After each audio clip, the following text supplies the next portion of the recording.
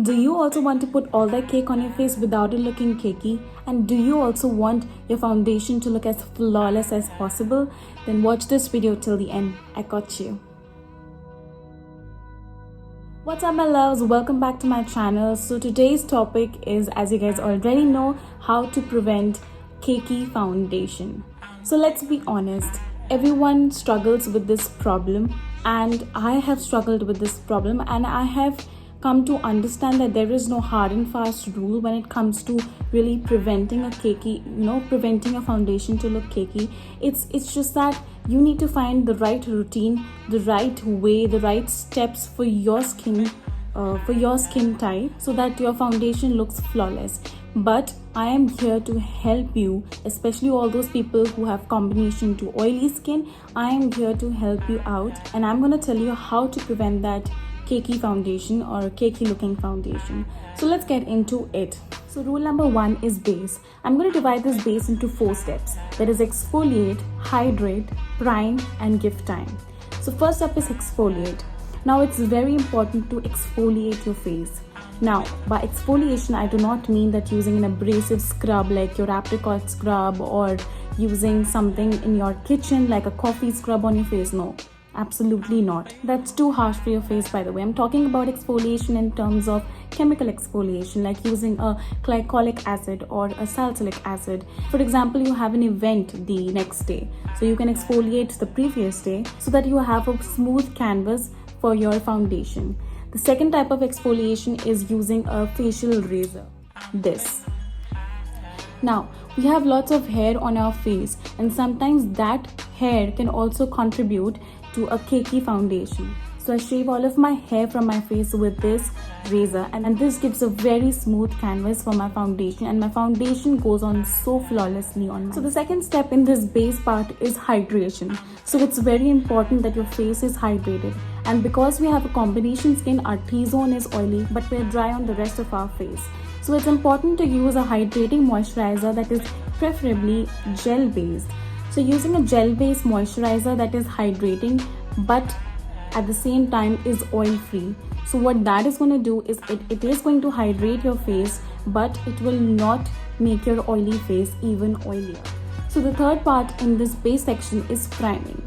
So priming your face is another step for your foundation to go smoothly and flawlessly on your face. But because we have combination skin, we can use 2 types of primers, a mattifying primer and a hydrating primer. Now we should be using the mattifying primer on the T-zone of our face and the hydrating primer on the areas that we tend to have dry patches. So there are multiple types of primers in the market which serve the problems which you are facing. So if you have enlarged pores, you can use a pore filling primer, and if you have an oily T-zone or oily face, so you should be using a mattifying primer. But if you have a combination skin, you have both of these. You shouldn't be applying a mattifying primer all over your face. So I don't know why nobody talks about it, but when you are headed for a daytime outing, you tend to wear a sunscreen before your foundation. So that is also one thing that can lead to a cakey foundation. So it's important to use a sunscreen that is, light and that's not too greasy, because that can also lead to your foundation to crack or look cakey. So what I like to do is I use a tinted sunscreen like this one. This is a sunscreen from Sunbum.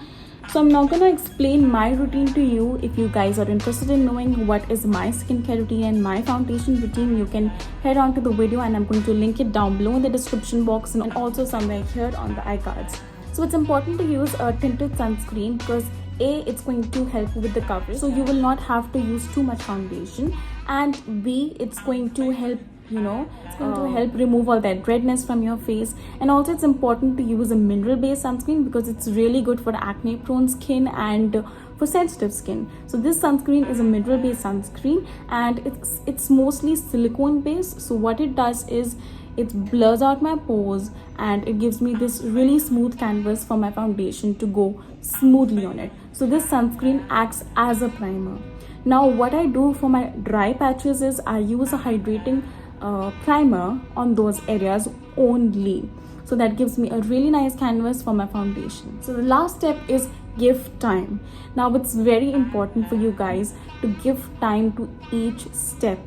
You wash your face, you hydrate, wait, give time, give at least 2 to 3 minutes. You apply a primer, give at least 5 minutes. Whatever be the step, it's important to give time in between all of these steps, so that all of that steps are absorbed into your skin properly and you're not just layering above it. So the second step in this routine is foundation. I'm going to divide this foundation part into 3 types. That is the type of the foundation, minimal layering, and concealing only on the problem areas. Now what I mean by the type of the foundation is, so it's very important to look what kind of a foundation you are using. So because we have combination skin, we should be using a semi-matte hydrating formula. For example, excuse this dirty bottle. This is my favorite foundation. This is the L'Oreal Paris Infallible 24-hour fresh wear foundation. Now this is a semi-matte formula. It's perfect for my combination skin. So you should be using a semi-matte hydrating formula. So the next thing is minimal layering. So it's very, very important to only, do the minimal layering as possible. So if you are going to layer up too much foundation or layer up with too much concealer, going to really mix together, and at the end of the day you will be looking like a grease ball, but also with some dry patches, and you definitely do not want that. So it's important to go with minimal layering as possible. For that, you can use a medium to full coverage, so that you don't have to apply too much foundation. And also, if you are applying a tinted sunscreen beforehand as your base or as your primer, so what that is going to do is you wouldn't need too much foundation. So what I do is I use a single layer of foundation only, and for the areas that I want more coverage, I use a concealer only on those problem areas. So that brings me to the third part of this step, that is concealing only on the problem areas. So it's important to not apply too much concealer, because that is also going to result in a cakey looking. So what you should be doing is using a hydrating formula first of all, and applying it only on your problem areas. So if you have any dark circles, apply it only in this area. If you have some blemishes that you need to cover up, use only on those areas. Like if I have a problem here, I'm just going to put some concealer here and I'm just going to blend it. So the second way to apply a concealer is using the concealer before your foundation. So what that is going to do, it's going to give you the coverage that you want, and you wouldn't need too much foundation. But again, you do not have to put too much concealer. Put concealer only on your problem area. The third step is the application. So it's important how you apply your foundation. So you should use a beauty blender, because what that is going to do, it's going to help absorb the foundation into your skin. So what that is going to do, it's going to make your foundation look skin-like. But again, that's your preference. You can use a brush if that suits you. And also another thing that I have noticed, that there are some foundations that work well with a brush, and there are some that work well with a beauty blender. Now that is something that you will have to figure out on your own. Also, the second thing that is very important is that your brushes and your beauty blender should be clean, because when you start applying your foundation with a dirty brush or a dirty beauty blender, you are basically layering up all the products that are already on the brush and you're putting them on your skin. That is also going to result in a cakey looking foundation. So it's important to clean your brushes. So it's important to clean your brushes for a flawless look foundation. See, again, I am reminding you, it's not one step that is going to help you avoid this. You have to do all these steps in collaboration with each other.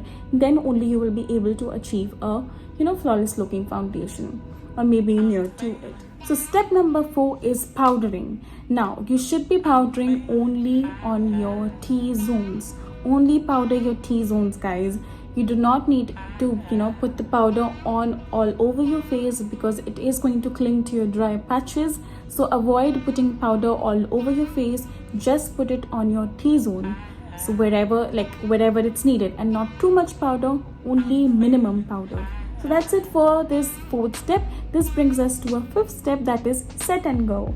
Now it's important to be using a setting spray, because what that is going to do, it's going to help your foundation to stay put all throughout the day.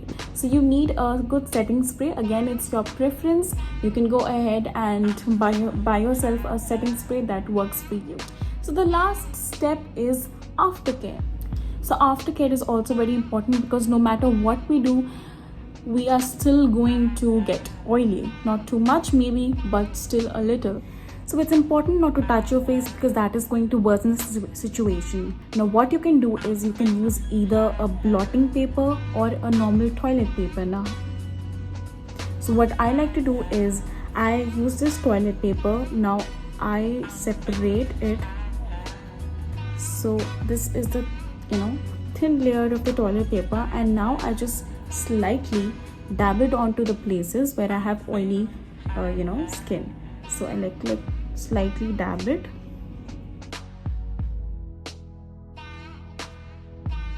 and all the oil is going to be soaked by this toilet paper. So you should always have this toilet paper or this tissue paper inside your bag, and you can either go ahead and use a blotting paper. So that is it, you guys. These were some of the steps that you can take in order to avoid a cakey looking foundation. So I hope you guys enjoyed watching this video, and I hope that these steps work out for you. And do not forget to hit subscribe, and also if these tips were useful for you, do not forget to hit the like button, and also turn on that bell notification so you are updated every time I post new videos.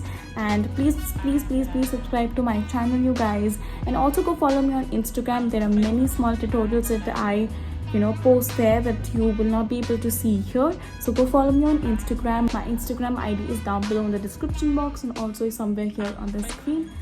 Alright, so I'm gonna see you next week.